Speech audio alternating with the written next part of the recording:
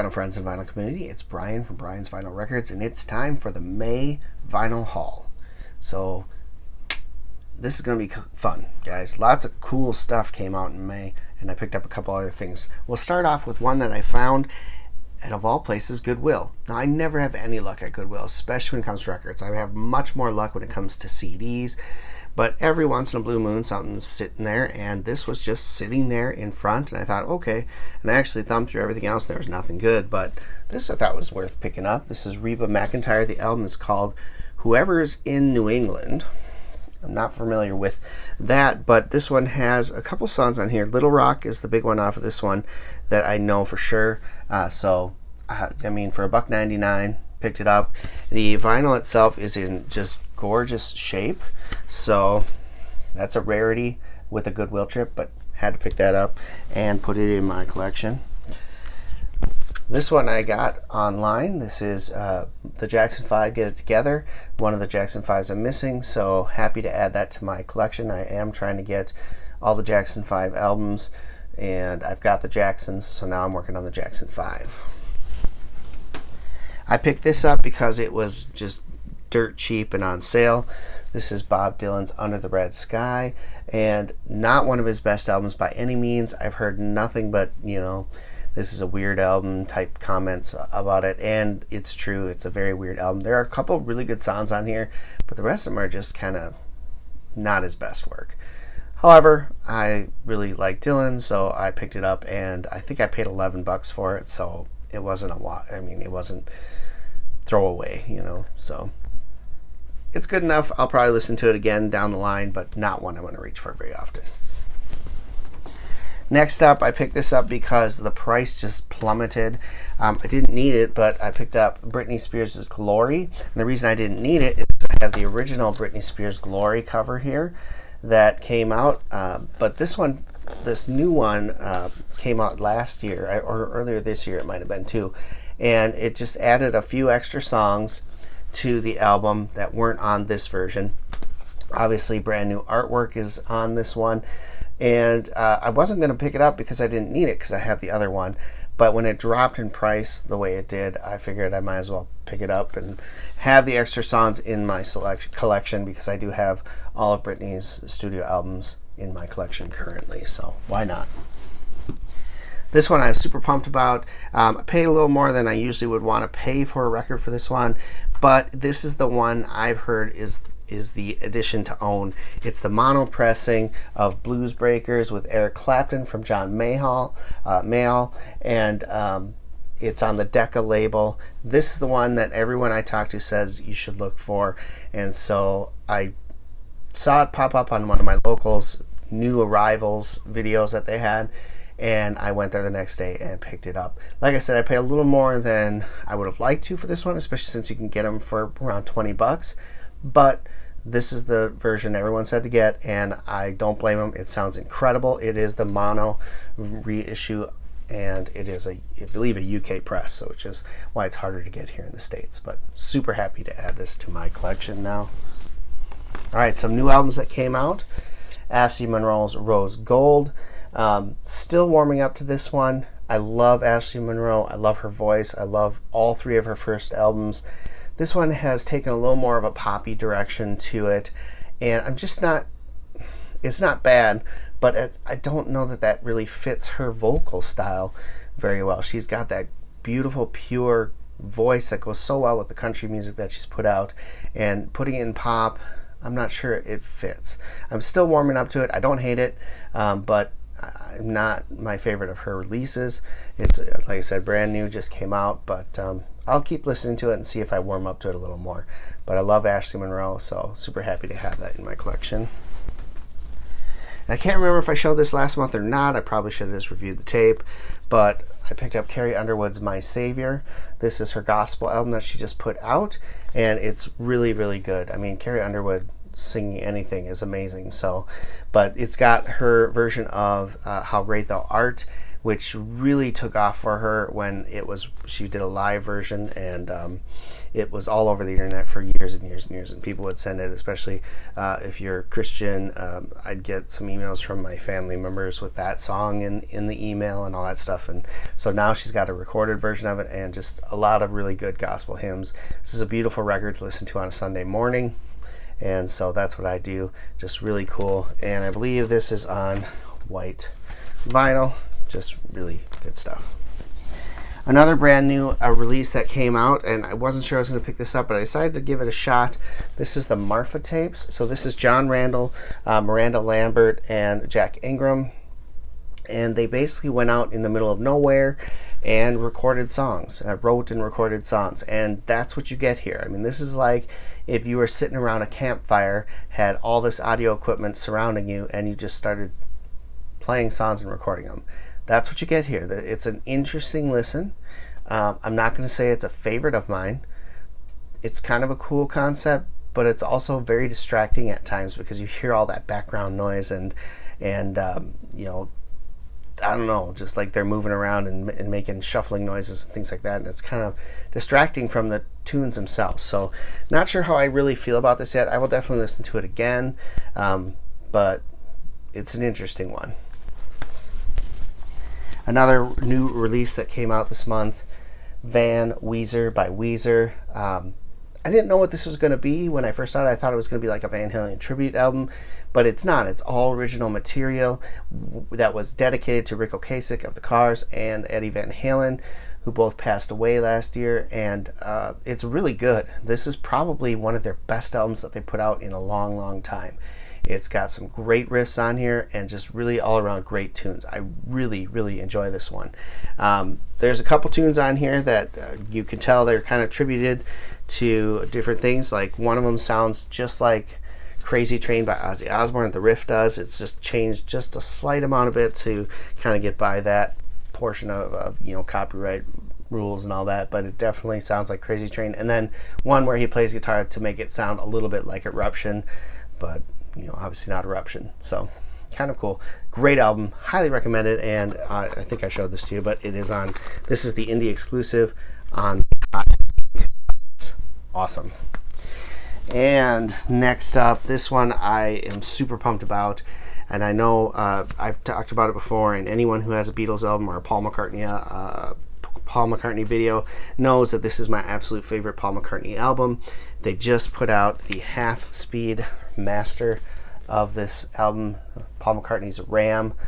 Such a great album, and I have a sentimental attachment to this because this album was in our house growing up. My dad had the vinyl. In fact, it is sitting over there in the bins. I have his copy, and I just always have loved this album because I grew up with it, and I don't know what to say about this. I mean, people have their thoughts on half-speed mastering, if it matters or if any of that stuff. Let me tell you something, man. This is incredible. I don't know if they remixed this or not along with remastering it, but what they did is made this album just shine. It sounds so crisp, so beautiful, and you hear parts and instrumentations that were hidden before come to life. Piano parts, guitar parts, just little pieces here and there that you were just kind of background before. Now they shine in the songs, and this is just amazing. I think they did an awesome job with this album and really, really brought it back to life, and love it. So super happy to have this. I have my dad's original pressing of this. I have the 2012 mono reissue that came out in Europe back then, and I also have Thrillington, which was his orchestrated version of this album, and now I'm super proud to have this album, super happy to have this album in my collection as well. This is the one I will listen to most because it just sounds so, so good. Alright, up next, this was a gift that I received from one of the good friends of mine in one of the vinyl groups I'm in. His parents are also part of the group, and they had posted a picture of a Janis Joplin album, and I asked them if they needed an album I had in my collection that I wasn't ever listening to. And so I sent them like 7 albums just because they're albums I just wasn't listening to, and I thought that they'd like them a lot. And as an appreciation, they sent me this, which I was totally not expecting. I showed up one day at my doorstep at like 8 o'clock at night, and I opened it up and I'm like, what? And then it said who it was from. I was really excited. This is Cedric Burnside. I guess he's the son of R.L.R.J. Well, Burnside. Anyway, I'm not familiar.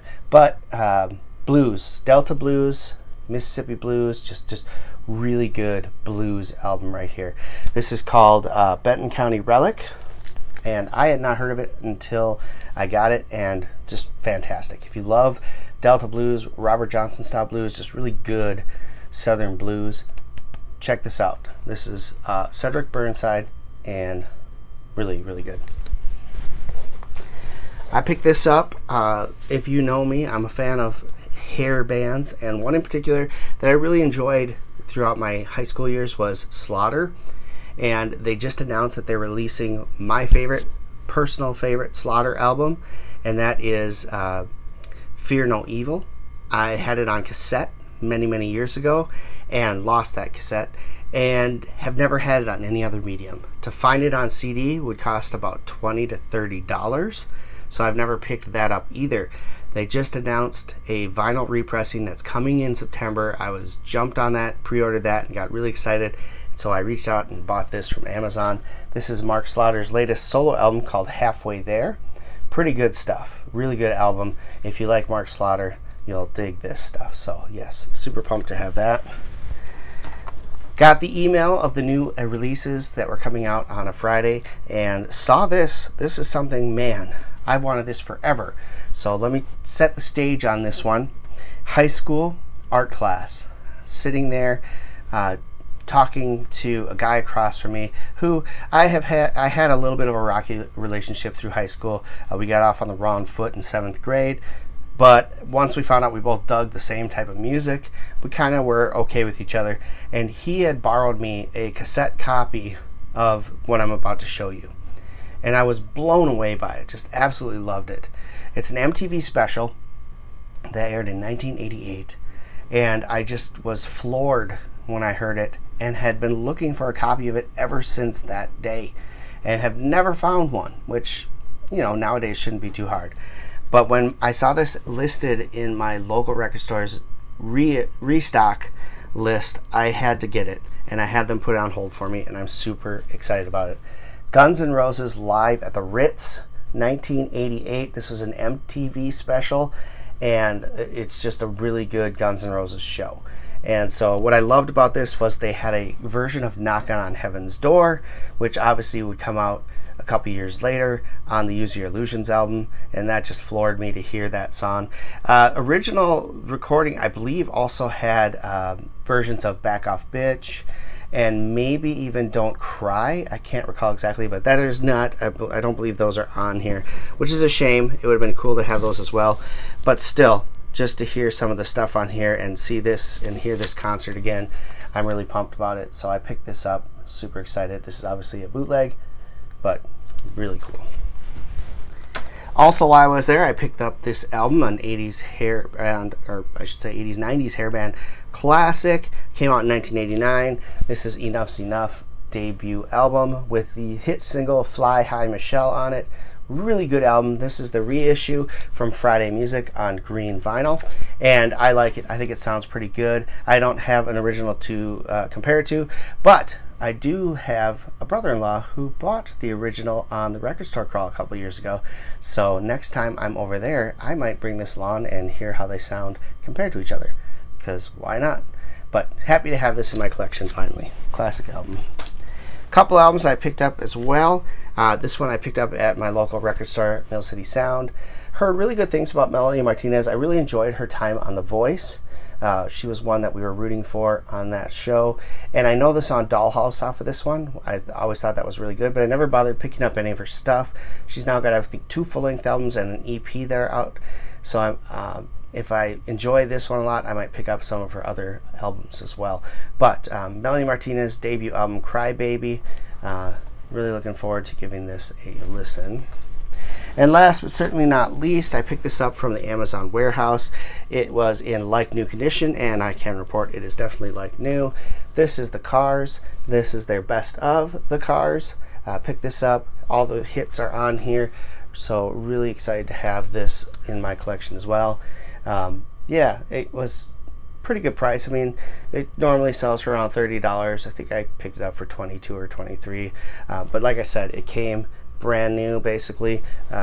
It just didn't have the cellophane packaging on it, so that's why it was cheaper.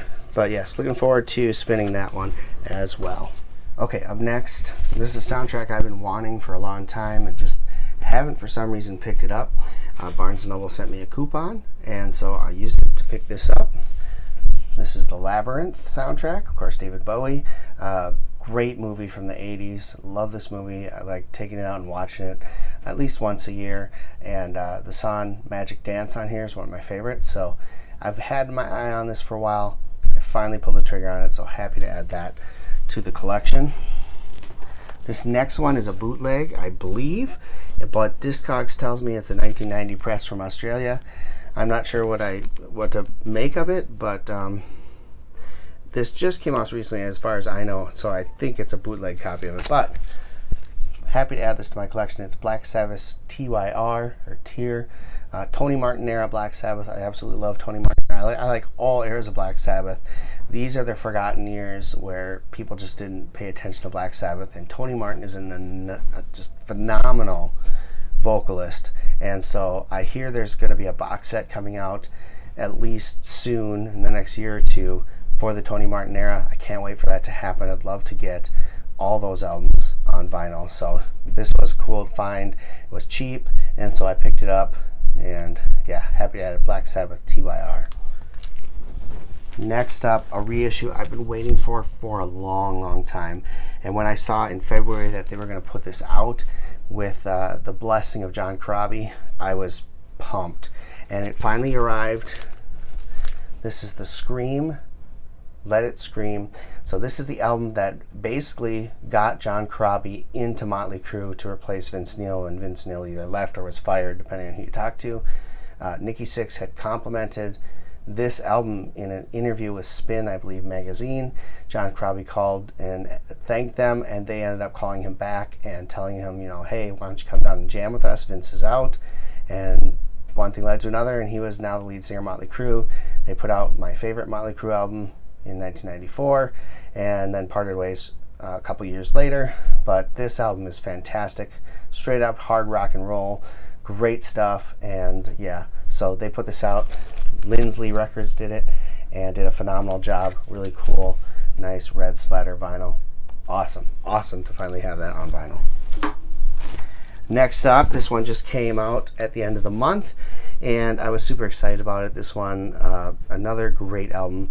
I call the last year and a half the trifecta of Taylor Swift albums, even though the two of them, Evermore, which is this one, and Folklore, are kind of sister albums, or they go together, tell the same storylines in them. So super pumped this finally came out. I bought the Target version because I have the Target version of the other ones, so of course that comes on the red vinyl. Sounds absolutely fantastic. So 3 albums in a year and a half is amazing, and all 3 of them are absolute great albums. So super pumped to finally add this to the collection. And last but certainly not least, been waiting for this. I was super pumped to find this one announced. I think they announced it back in maybe March, and was super excited. I got it put on pre-order from my local record store immediately, and super awesome. Blackberry Smoke's You Hear Georgia, brand new album from them. It is fantastic. If you love Blackberry Smoke, this album, so good.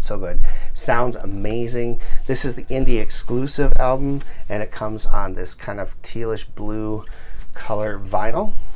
They also have a red version, I think, that you could get off of their website, and then I believe there are also black vinyl versions out there too. So super excited. Picked this up from my local record store down the valley, and it's so good. So super pumped. That's it. That's my haul for May. If you enjoyed this episode, thank you so much for watching. If you did, please give a thumbs up, leave a comment below. Love to hear how your month went and what are some of your highlights from this month. Thanks for watching. Until next time, keep spinning vinyl, friends.